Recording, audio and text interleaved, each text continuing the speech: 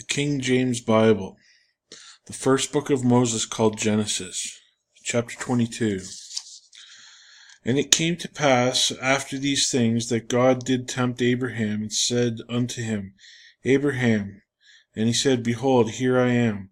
And he said, Take now thy son, thine only son Isaac, whom thou lovest, and get thee into the land of Moriah, and offer him there for a burnt offering upon one of the mountains which I will tell thee of. And Abraham rose up early in the morning, and saddled his ass, and took 2 of his young men with him, and Isaac his son, and clave the wood for the burnt offering, and rose up, and went unto the place of which God had told him. Then on the 3rd day Abraham lifted up his eyes, and saw the place afar off. And Abraham said unto his young men, Abide ye here with the ass, and I and the lad will go yonder, and worship, and come again to you. And Abraham took the wood of the burnt offering, and laid it upon Isaac his son. And he took the fire in his hand, and a knife, and they went both of them together. And Isaac spake unto Abraham his father, and said, My father. And he said, Here I am. Here am I, my son. And he said, Behold, the fire and the wood, but where is the lamb for the burnt offering? And Abraham said, My son, God will provide himself a lamb for a burnt offering. So they went both of them together. And they came to the place which God had told him of, and Abraham built an altar there, and laid the wood under, and bound Isaac his son, and laid him on the altar upon the wood. And Abraham stretched forth his hand, and took the knife to slay his son. And the angel of the Lord called unto him out of heaven, and said, Abraham, Abraham.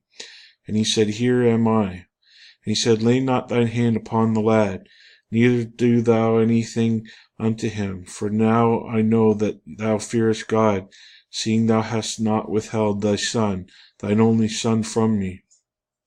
And Abraham lifted up his eyes and looked, and behold, behind him a ram caught in a thicket by his horns. And Abraham went and took the ram, and offered him up for a burnt offering in the stead of his son.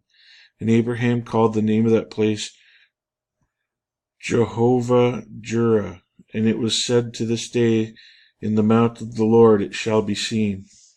And the angel of the Lord called unto Abraham out of heaven the 2nd time, and said, By myself I have sworn, saith the Lord, for because thou hast done this thing, and hast not withheld thy son, thine only son, that in blessing I will bless thee, and in the multiplying I will multiply thy seed as the stars of the heaven, and as the sea which is upon the seashore, or as the sand which is upon the seashore. And the seed shall possess the gate of his enemies, and in thy seed shall all the nations of the earth be blessed, because thou hast obeyed my voice. So Abraham returned unto his young men, and they rose up and went together to Beersheba. And Abraham dwelt at Beersheba. And it came to pass after these things, that it was told Abraham, saying, Behold, Milcah, she hath also borne children unto my brother Nahor, Huz his firstborn, and Buz his brother, and Kemuel his father of Aram, and Chesed, and Hazo, and Pildash, and Jidlaph, and Bethuel. And Bethuel begat Rebekah. These 8 Milcah did bear to Nahor, Abraham's brother, and his concubine, whose name was Reumah. She bare also Tebah, Gaham, and Tehash, and Maachah. Chapter 23. And Sarah was 107 and 20 years old. These are the years of the life of Sarah. And Sarah died in Kirjatharba, the same as Hebron, in the land of Canaan. And Abraham came to mourn for Sarah, and to weep for her. And Abraham stood up before his dead, and spake unto the sons of Heth, saying, I am a stranger and sojourner with you. Give me a possession of a burying place with you, that I may bury my dead out of my sight. And the children of Heth answered Abraham, saying unto him, Hear us, my lord. Thou art a mighty prince among us, and in the choice of our sepulchres bury thy dead. None of us shall withhold from thee his sepulchre, but thou mayest bury the dead.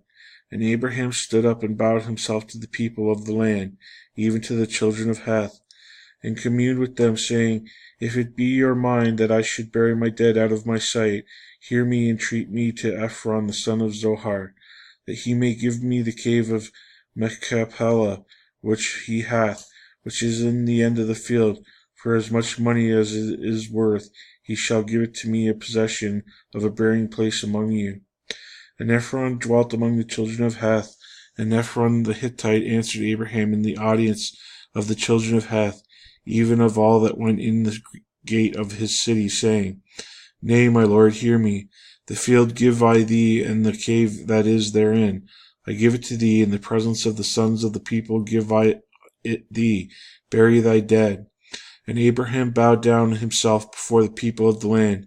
And he spake unto Ephron in the audience of the people of the land, saying, But if thou wilt give it, I pray thee, hear me. I will give thee money for the field.